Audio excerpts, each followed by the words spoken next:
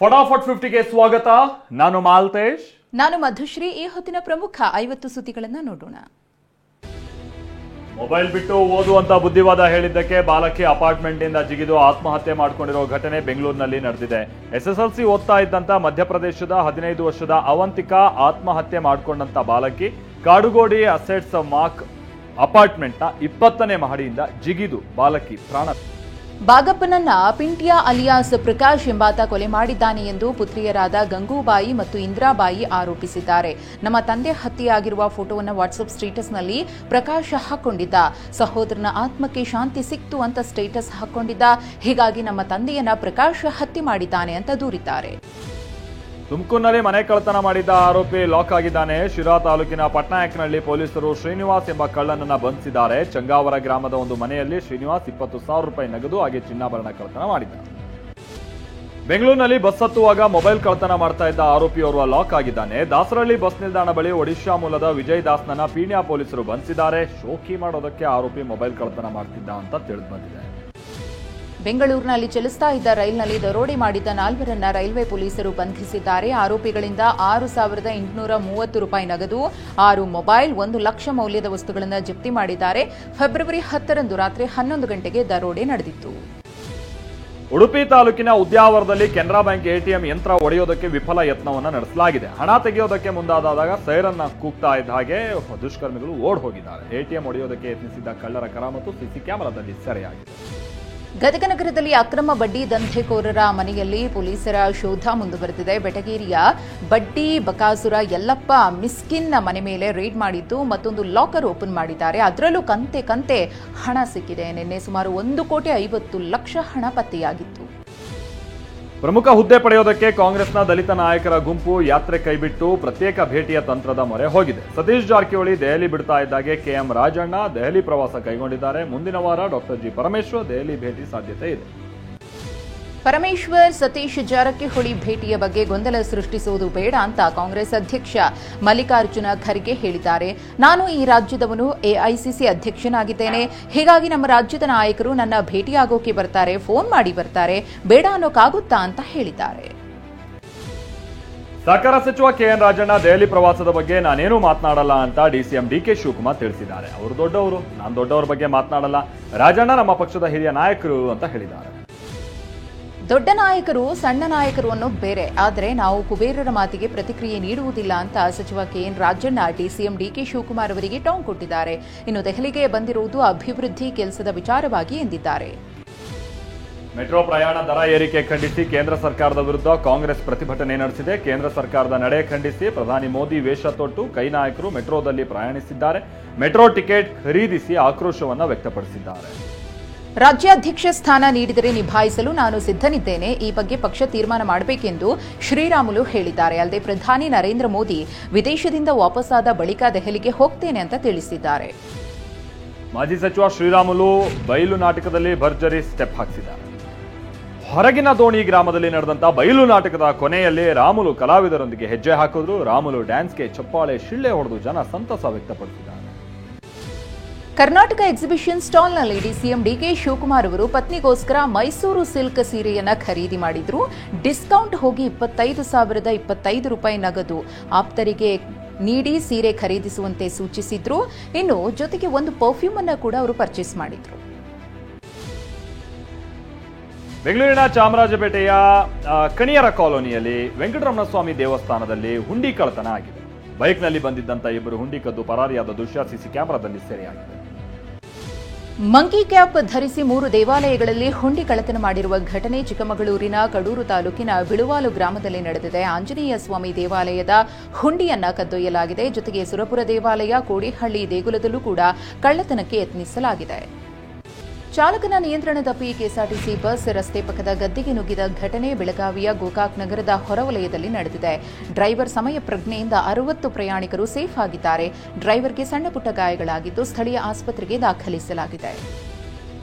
ಮಂಗಳೂರು ವಿಶ್ವವಿದ್ಯಾನಿಲಯದ ಆರ್ಥಿಕವಾಗಿ ಅಧಪತನದತ್ತ ಸಾಗಿದೆ. ಸ್ಥಳೀಯ ಕೊಣಾಜೆ ಗ್ರಾಮ ಪಂಚಾಯತ್ಗೆ ವಿಶ್ವವಿದ್ಯಾಲಯ 4 ವರ್ಷದಿಂದ ಬರೋಬ್ಬರಿ 40 ಲಕ್ಷ ರೂಪಾಯಿ ತೆರಿಗೆಯನ್ನು ಕಟ್ಟದೇ ಬಾಕಿ ಉಳಿಸಿಕೊಂಡಿದೆ.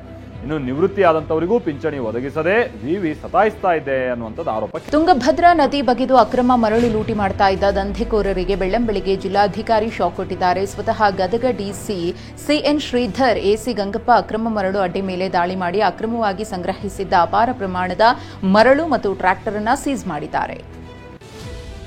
ಘನತೆಯಿಂದ ಮರಣ ಹೊಂದುವ ಕಾನೂನು ಕರ್ನಾಟಕದಲ್ಲಿ ಜಾರಿಯಾಗಿದೆ. ದಾವಣಗೆರೆ ಮೂಲದ ದಯಾಮರಣ ಹೋರಾಟಗಾರ್ತಿ ನಿವೃತ್ತ ಶಿಕ್ಷಕಿ HB ಕರಿಬಸಮ್ಮ ಈ ಕಾನೂನನ್ನು ಸ್ವಾಗತಿಸಿದ್ದಾರೆ. ಗುಣಪಡಿಸಲಾಗದ ಕಾಯಿಲೆಯಿಂದ ಬಳಲುತ್ತಾ ಇರೋರಿಗೆ ಘನತೆಯಿಂದ ಮರಣ ಹೊಂದುವ ಹಕ್ಕು ನೀಡಿದ್ದು ಸ್ವಾಗತ. ಗಾಂಜಾ ಮಾರಾಟ ಮಾಡುತ್ತಿದ್ದವನನ್ನು ಬಂಧಿಸುವಲ್ಲಿ ಕೋಲಾರ ಗ್ರಾಮಾಂತರ ಠಾಣಾ ಪೊಲೀಸರು ಯಶಸ್ವಿಯಾಗಿದ್ದಾರೆ. ಬಂಧಿತ ಶ್ರೀನಿವಾಸ್ ಆಂಧ್ರದ ಪಂಗನೂರು ತಾಲೂಕಿನ ಬಾಗೇಪಲ್ಲಿ ನಿವಾಸಿ. ಬಂಧಿತನಿಂದ 1.5 ಲಕ್ಷ ಮೌಲ್ಯದ ಗಾಂಜಾ ಮತ್ತು ಬೈಕ್ ಜಪ್ತಿ ಮಾಡಲಾಗಿದೆ. ಬಳ್ಳಾರಿ ಕುರುಗೋಡು ತಾಲೂಕಿನ ಬಾದನಹಟ್ಟಿ ಗ್ರಾಮದಲ್ಲಿ ಪಾಳೆಗಾರರ ಕಾಲದ ಕನ್ನಡ ಶಾಸನವೊಂದು ಪತ್ತೆಯಾಗಿದೆ. 12 ಅಡಿ ಎತ್ತರ, 3 ಅಡಿ ಅಗಲ, ಸೂರ್ಯ ಚಂದ್ರ ಚಿಹ್ನೆ ಹಾಗೆ ಮಧ್ಯಭಾಗದಲ್ಲಿ ಬಸವ ಎಂಬ ಪದ ಬರೆಯಲಾಗಿದೆ. 15 ಸಾಲುಗಳಿರುವ ಶಾಸನ 1664ರದ್ದು ಅನ್ನೋ ಮಾಹಿತಿ ಸಿಕ್ಕಿದೆ. ಏರೋ ಇಂಡಿಯಾದ ವಸ್ತು ಪ್ರದರ್ಶನಕ್ಕೆ ಜನಸಾಗರ ಹರಿದು ಬಂದಿತ್ತು. ಆತ್ಮನಿರ್ಭರ್ ಮೇಕ್ ಇನ್ ಇಂಡಿಯಾ ಅಡಿ ತಂತ್ರಜ್ಞಾನ, AI ಟೆಕ್ನಾಲಜಿ, ಡ್ರೋನ್ಗಳ ಪ್ರದರ್ಶನ ಏರ್ಪಡಿಸಲಾಗಿತ್ತು. ದೇಶೀಯ ಉತ್ಪನ್ನಗಳು ತಂತ್ರಜ್ಞಾನದ ಮುಖೇನವಾಗಿ ಗಮನ ಸೆಳೆದಿವೆ. ಬೆಂಗಳೂರಿನ ಯಲಹಂಕದ ವಾಯುನೆಲೆಯಲ್ಲಿ ಏರೋ ಶೋ ನಡೀತಾ ಇದೆ. ನಾಳೆ ನಾಡಿದ್ದು ಸಾರ್ವಜನಿಕರಿಗೆ ಏರ್ ಶೋ ನೋಡಲು ಅವಕಾಶ ಕಲ್ಪಿಸಲಾಗಿದೆ. ಏರ್ ಶೋ ಹಿನ್ನೆಲೆಯಲ್ಲಿ ಏರ್ಪೋರ್ಟ್ ರಸ್ತೆಯಲ್ಲಿ ಟ್ರಾಫಿಕ್ ಜಾಮ್ ಉಂಟಾಗಿದೆ. ಉಚಿತ ಯೋಜನೆಗಳಿಂದಾಗಿ ಜನ ಕೆಲಸ ಮಾಡ್ತಿಲ್ಲ ಅಂತ ಸುಪ್ರೀಂ ಕೋರ್ಟ್ ಹೇಳಿದೆ. ಚುನಾವಣೆಗೂ ಮುನ್ನ ಘೋಷಿಸುವಂತ ಉಚಿತ ಯೋಜನೆಗಳಿಂದಾಗಿ ಪಡಿತರ ಹಣ ಸಿಗೋದ್ರಿಂದಾಗಿ ಜನ ಕೆಲಸಕ್ಕೆ ಹೋಗೋದಕ್ಕೆ ಬಯಸ್ತಾ ಇಲ್ಲ ಅಂತ ನ್ಯಾಯಮೂರ್ತಿಗಳಾಗಿರುವ BR ಗವಾಯಿ ಮತ್ತು ಅಗಸ್ಟಿನ್ ಜಾರ್ಜ್ ಮಿಸಿ ಒಳಗೊಂಡಂತ ಪೀಠ ಅಭಿಪ್ರಾಯಪಟ್ಟಿದೆ. ಅಮೆರಿಕದಿಂದ ಭಾರತೀಯರನ್ನ ಗಡೀಪಾರು ಮಾಡಿದ ರೀತಿ ವಿಚಾರವಾಗಿ AICC ಅಧ್ಯಕ್ಷ ಮಲ್ಲಿಕಾರ್ಜುನ ಖರ್ಗೆ ಪ್ರಧಾನಿ ಮೋದಿ ವಿರುದ್ಧ ವಾಗ್ದಾಳಿ ನಡೆಸಿದ್ದಾರೆ. ಮೋದಿ ಟ್ರಂಪ್ ತಮ್ಮ ಸ್ನೇಹಿತ ಅಂತ ಹೇಳ್ಕೊಳ್ತಾರೆ. ಆದರೆ ಟ್ರಂಪ್ ಮೋದಿ ಮಾತು ಕೇಳುವುದು ನಿಜವೇ ಆಗಿದ್ರೆ ಭಾರತೀಯರನ್ನ ಪ್ಯಾಸೆಂಜರ್ ಫ್ಲೈಟ್ನಲ್ಲಿ ಕಳಿಸದೆ ಗೂಡ್ಸ್ ವಿಮಾನದಲ್ಲಿ ಯಾಕೆ ಕಳಿಸಿದ್ರು ಅಂತ ಪ್ರಶ್ನಿಸಿದ್ದಾರೆ. ಪ್ರಧಾನಿ ನರೇಂದ್ರ ಮೋದಿ ಪ್ರಯಾಣಿಸುವ ವಿಮಾನ ದಾಳಿ ಬೆದರಿಕೆ ಹಾಕಿದ ವ್ಯಕ್ತಿಯನ್ನ ಮುಂಬೈ ಪೊಲೀಸರು ಬಂಧಿಸಿದ್ದಾರೆ. ಫೆಬ್ರವರಿ 11ರಂದು ಮುಂಬೈ ಪೊಲೀಸ್ ಕಂಟ್ರೋಲ್ ರೂಮ್ಗೆ ಕರೆ ಮಾಡಿದಂತ ಅಪರಿಚಿತ ವ್ಯಕ್ತಿ ಮೋದಿ ಅಮೆರಿಕಾಗೆ ತೆರಳುವಾಗ ಭಯೋತ್ಪಾದಕರು ವಿಮಾನದ ಮೇಲೆ ದಾಳಿ ನಡೆಸುತ್ತಾರೆ ಅಂತ ಹೇಳಿದ್ದಾರೆ. HAL ಮೇಲೆ ವಾಯುಪಡೆ ಮುಖ್ಯಸ್ಥ AP ಸಿಂಗ್ ಅತೃಪ್ತಿಯನ್ನು ವ್ಯಕ್ತಪಡಿಸಿದ್ದಾರೆ. ಸಮಯಕ್ಕೆ ಸರಿಯಾಗಿ ತೇಜಸ್ ಯುದ್ಧ ವಿಮಾನ ಪೂರೈಕೆ ಮಾಡದಿರುವುದಕ್ಕೆ ಅಸಮಾಧಾನವನ್ನು ಹೊರಹಾಕಿದ್ದಾರೆ. ಇದಕ್ಕೆ HAL ಪ್ರತಿಕ್ರಿಯಿಸಿದ್ದು ತಾಂತ್ರಿಕ ಸಮಸ್ಯೆ ಬಗೆಹರಿಸಿ ತೇಜಸ್ ಯುದ್ಧ ವಿಮಾನ ಪೂರೈಸುವುದಾಗಿ ಹೇಳಿದ್ದಾರೆ. ಭಾರತದಲ್ಲಿ ಹೂಡಿಕೆ ಮಾಡುವಂತೆ ಫ್ರಾನ್ಸ್ನ ಉದ್ಯಮಿಗಳಿಗೆ ಪ್ರಧಾನಿ ನರೇಂದ್ರ ಮೋದಿ ಕರೆ ನೀಡಿದ್ದಾರೆ. ಪ್ಯಾರಿಸ್ನಲ್ಲಿ ನಡೆದಂತ CEO ಫೋರಂ ಸಭೆಯಲ್ಲಿ ಮಾತನಾಡಿದ ಅವರು, ಆವಿಷ್ಕಾರ, ಸಹಭಾಗಿತ್ವ ಮತ್ತು ಅಭಿವೃದ್ಧಿಯು ಭಾರತ ಫ್ರಾನ್ಸ್ ಪಾಲುದಾರಿಕೆಯನ್ನು ಬಲಗೊಳಿಸ್ತಾ ಇದೆ ಅಂತ ಹೇಳಿದ್ದಾರೆ. ಪ್ರಧಾನಿ ನರೇಂದ್ರ ಮೋದಿ ಇಂದು ಫ್ರಾನ್ಸ್ನ ಮಾಜರ್ಗ್ಯೂ ಯುದ್ಧ ಸ್ಮಾರಕಕ್ಕೆ ಭೇಟಿ ನೀಡಿದರು. ಮೊದಲ ವಿಶ್ವ ಯುದ್ಧದಲ್ಲಿ ಮಡಿದ ಭಾರತೀಯ ಯೋಧರಿಗೆ ಶ್ರದ್ಧಾಂಜಲಿ ಸಲ್ಲಿಸಿದರು. ಮೋದಿಯವರಿಗೆ ಫ್ರಾನ್ಸ್ ಅಧ್ಯಕ್ಷ ಇಮ್ಯಾನ್ಯುಯಲ್ ಮ್ಯಾಕ್ರನ್ ಸಾಥ್ ನೀಡಿದರು. ಅಮೆರಿಕ ಉಪಾಧ್ಯಕ್ಷ JD ವೆನ್ಸ್ ಪುತ್ರನ ಹುಟ್ಟುಹಬ್ಬ ಸಂಭ್ರಮಾಚರಣೆಯಲ್ಲಿ ಪ್ರಧಾನಿ ನರೇಂದ್ರ ಮೋದಿ ಭಾಗಿಯಾದರು. ಪ್ಯಾರಿಸ್ನಲ್ಲಿ ನಡೆದಂತ AI ಶೃಂಗಸಭೆ ಸಂದರ್ಭದಲ್ಲಿ JD ವೆನ್ಸ್ ಪುತ್ರ ವಿವೇಕ್ನ ಹುಟ್ಟುಹಬ್ಬ ಕಾರ್ಯಕ್ರಮದಲ್ಲಿ ಪಾಲ್ಗೊಂಡಂತ ವಿಚಾರವನ್ನು ಮೋದಿ ಟ್ವಿಟರ್ನಲ್ಲಿ ಹಂಚಿಕೊಂಡಿದ್ದಾರೆ. ಉತ್ತರ ಪ್ರದೇಶದ ಪ್ರಯಾಗ್ರಾಜ್ನ ಮಹಾಕುಂಭಮೇಳದಲ್ಲಿ ಪುಣ್ಯ ಸ್ನಾನ ಮಾಡುವಾಗಲೇ ರಾಜ್ಯದ ಭಕ್ತ ಹೃದಯಾಘಾತದಿಂದ ಮೃತಪಟ್ಟಿದ್ದಾರೆ. ತುಮಕೂರಿನ ಶಿರಾ ತಾಲೂಕಿನ ಬರಗೂರು ಗ್ರಾಮದ ನಿವಾಸಿ ನಾಗರಾಜು ಮೃತ ದುರ್ದೈವಿ. ಮೃತ ನಾಗರಾಜು ಬರಗೂರಿನ LNP ಬ್ರಿಕ್ಸ್ನ ಮಾಲೀಕನಾಗಿದ್ದರು. ಮಾಘ ಹುಣ್ಣಿಮೆ ಹಿನ್ನೆಲೆಯಲ್ಲಿ ಮಹಾಕುಂಭಮೇಳಕ್ಕೆ ಭಕ್ತ ಸಾಗರವೇ ಹರಿದು ಬರ್ತಾ ಇದೆ. ಗಂಗಾ, ಯಮುನಾ, ಗುಪ್ತಗಾಮಿನಿ, ಸರಸ್ವತಿ ನದಿಗಳ ಸಂಗಮದಲ್ಲಿ ಲಕ್ಷಾಂತರ ಜನ ಪವಿತ್ರ ಸ್ನಾನ ಮಾಡ್ತಾ ಇದ್ದಾರೆ. ಘಾಟ್ಗಳಲ್ಲಿ ಅಪಾರ ಸಂಖ್ಯೆಯಲ್ಲಿ ಭಕ್ತರು ನೆರೆದಿದ್ದು ಪವಿತ್ರ ಸ್ನಾನಕ್ಕಾಗಿ ಕಾಯ್ತಾ ಇರುವಂತ ದೃಶ್ಯ ಕಂಡುಬಂತು. ಕುಂಭಮೇಳದಲ್ಲಿ ಹೆಲಿಕಾಪ್ಟರ್ ಮೂಲಕ ಪುಷ್ಪವೃಷ್ಟಿ ಮಾಡಲಾಗಿದೆ. ಮಾಘ ಹುಣ್ಣಿಮೆಯ ಹಿನ್ನೆಲೆಯಲ್ಲಿ ಸಂಗಮದಲ್ಲಿ ಪವಿತ್ರ ಸ್ನಾನ ಮಾಡ್ತಾ ಇರುವ ಭಕ್ತರ ಮೇಲೆ ಹೆಲಿಕಾಪ್ಟರ್ ಮೂಲಕ ಹೂಮಳೆಗರೆಯಲಾಗಿದೆ. ಜನವರಿ 29ರಂದು ನಡೆದ ಕಾಲ್ತುಳಿತಕ್ಕೆ 30 ಮಂದಿ ಸಾವನ್ನಪ್ಪಿದ ಹಿನ್ನೆಲೆಯಲ್ಲಿ ಅಗತ್ಯ ಕ್ರಮವನ್ನು ಜರುಗಿಸಲಾಗಿದೆ ಕೂಡ. ಕೇರಳದ ಕೊಟ್ಟಾಯಂನಲ್ಲಿ ಮೊದಲ ವರ್ಷದ ನರ್ಸಿಂಗ್ ವಿದ್ಯಾರ್ಥಿಗಳಿಗೆ ರ್ಯಾಗಿಂಗ್ ಮಾಡ್ತಾ ಇದ್ದ 5 ಹಿರಿಯ ವಿದ್ಯಾರ್ಥಿಗಳನ್ನ ಬಂಧಿಸಲಾಗಿದೆ. ಆರೋಪಿಗಳು ವಿದ್ಯಾರ್ಥಿಗಳನ್ನ ಬೆತ್ತಲುಗೊಳಿಸಿ ಮರ್ಮಾಂಗಕ್ಕೆ ಡಂಬಲ್ಸ್ ಕಟ್ಟಿ ಜಾಮೆಟ್ರಿ ಕಾಂಪಸ್ನಿಂದ ಚುಚ್ಚಿ ರಕ್ತ ಸೋರೋ ಹಾಗೆ ಹಲ್ಲೆ ನಡೆಸ್ತಾ ಇದ್ರು ಅಂತಲೂ ಆರೋಪಿಸಲಾಗಿದೆ. ಅನಾರೋಗ್ಯಕ್ಕೆ ತುತ್ತಾಗಿದ್ದ ತಮಿಳು ನಟ ವಿಶಾಲ್ ತುಳುನಾಡಿನ ಕಾರಣಿಕದ ಜಾರಂದಾಯ ದೈವದ ಮೊರೆ ಹೋಗಿದ್ದಾರೆ. ದಕ್ಷಿಣ ಕನ್ನಡದ ಮುಲ್ಕಿ ಹರಿಪಾದೆ ಧರ್ಮದೈವ ಜಾರಂದಾಯ ದೇವಸ್ಥಾನಕ್ಕೆ ವಿಶಾಲ್ ಆಗಮಿಸಿದ್ರು. ಆಗ ಕಣ್ಣೀರು ಹಾಕಬೇಡಿ, ನಾನಿದ್ದೇನೆ ಅಂತ ದೈವ ಅಭಯ ನೀಡಿದೆ.